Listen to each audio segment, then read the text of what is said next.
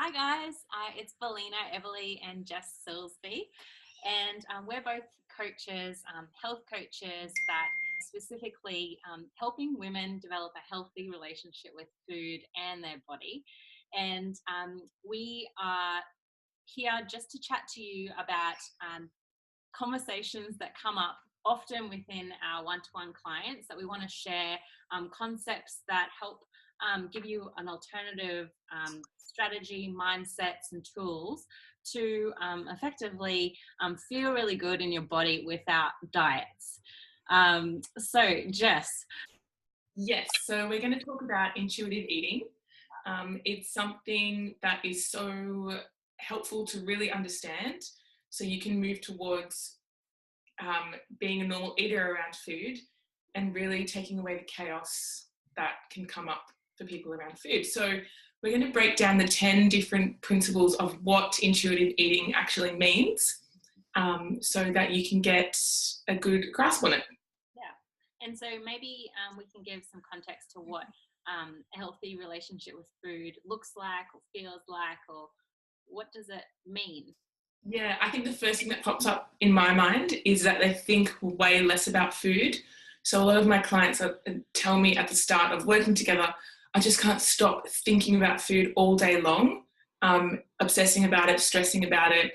So I think when you become more of an intuitive eater and more of a normal eater,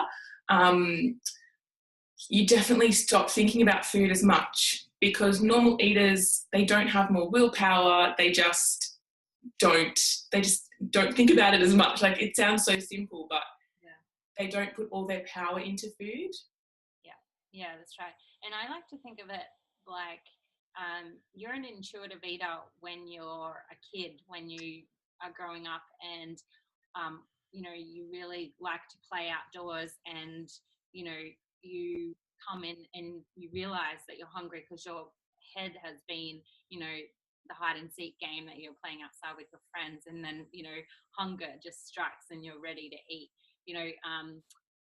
That is, to me, is normal eating, because in a way you can be so caught up in life and the things, and then realize you're hungry, and then use your innate ability to respond to hunger, and likely you might be quite hungry at that point, and seek food because we're hardwired to do so. Yes. Not that we I think as adults we know how to manage that differently, and tend to not go to those extremes too often, or we definitely support our clients in helping them not need to go to those extremes of hunger, full hunger, or fullness. But I think that I like to liken it to being a kid, and innately you're super connected with your body. That you Yes. When you're upset, and you have a vulnerability with yourself, and that's part of what this work is really connecting back with your body, feeling into those feelings, relating to yourself so that you can actively respond and have a lot more self-compassion and care for yourself. I think that's like really a big part of intuitive eating, and overlays it a lot. Getting out of your head and back into your body. Yeah.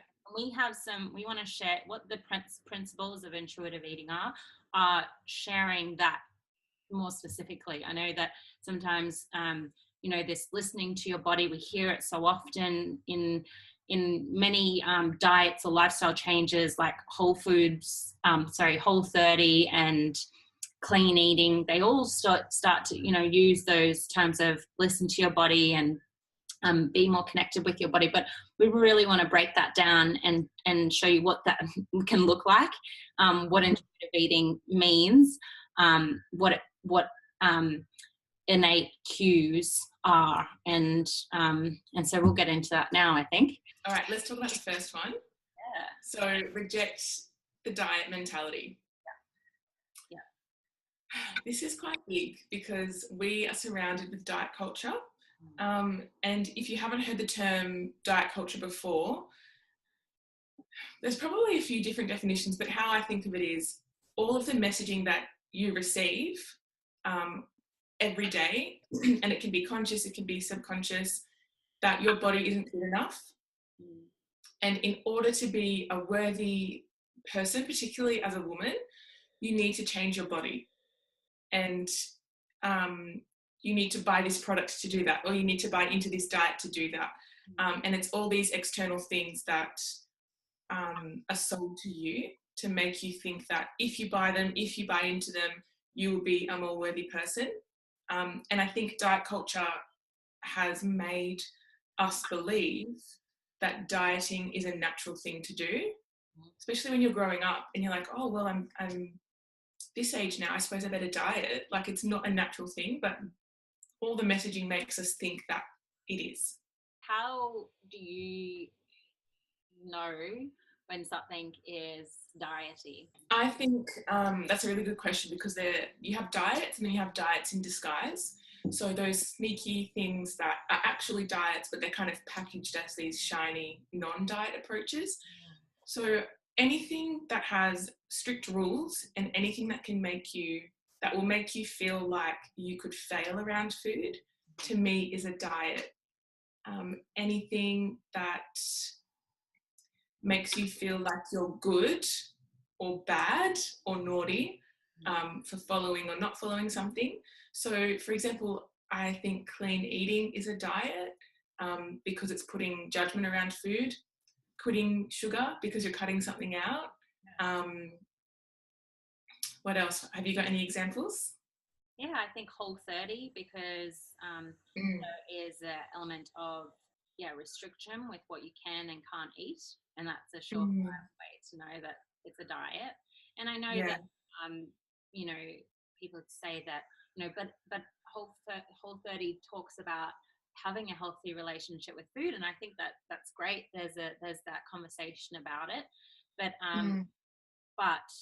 from what copious amounts of research papers say is that when humans are restricted and in a form, whether it's physical, like they don't allow food into the house, or emotional restriction, where it's like, I can't have this, this is bad, I feel guilty, I'm eating this, but I'm feeling so guilty. That's still a form of emotional restriction.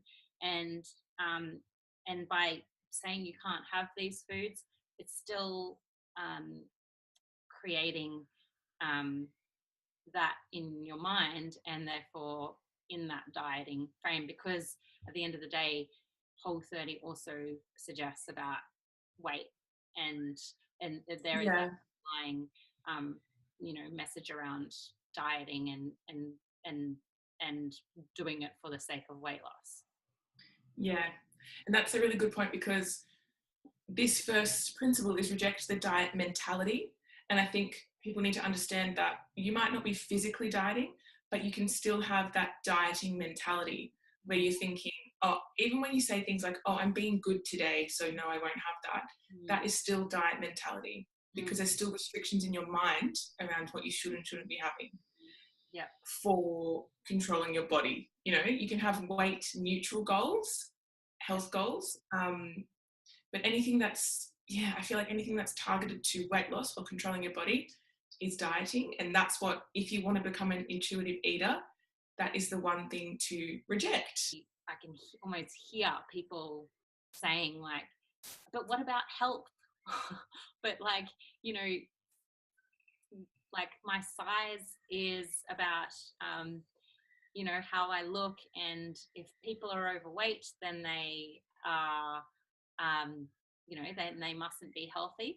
And that's something that's another layer of this, and it's probably another whole conversation separately, because it is so deep, and it requires people to look a bit more objectively around what is actually a big part of our culture. Once again, not only like what we are prescribed to eat to be healthy, but also what weight means in our society, and how we stigmatize people in bigger bodies. And it's actually quite a political conversation. It's huge. Into, but I just think we want to sort of stick to what we started talking about. But I just want to sort of address that there is another paradigm around weight that we can look at that I think is much more helpful and comes from a place of health. And healthy not only in a physical sense, but also emotional health, and how we look at weight and how to support ourselves holistically, instead of just this, aim to lose weight first and then I'll be healthy in my mind and in my relationships, because I just don't think it works that way. We need to do those behavioral changes around, healthy mindset, healthy behaviors, healthy getting sunshine, getting all these elements that bring in health before we look at the weight. And I think just one thing that people can do straight away to reject diet mentality is just build awareness. That is the first step. Look around you, look at advertising, look at magazines, look at the world around you, and start looking out for diet culture, because you'll see it everywhere. And once your eyes are open to it, you'll be amazed that it's so prominent. I think awareness really heals, and it's the first step. And I think too, it's okay to be in a phase of awareness, and just be looking and observing and being curious, trying to reserve some judgment as well, and watching your response to go to judge, and just sit in that place for a while, because it depends how long you've also been in diet culture, with how long you need to sit in awareness. And awareness is the first step. There's embodiment of the change that comes next, but I think the awareness stage is really important, because you're absorbing and learning and feeling out before you move to that next stage. And if you move too quickly, I think that's where we can sort of lose our steps and lose our way and run back to what feels safe.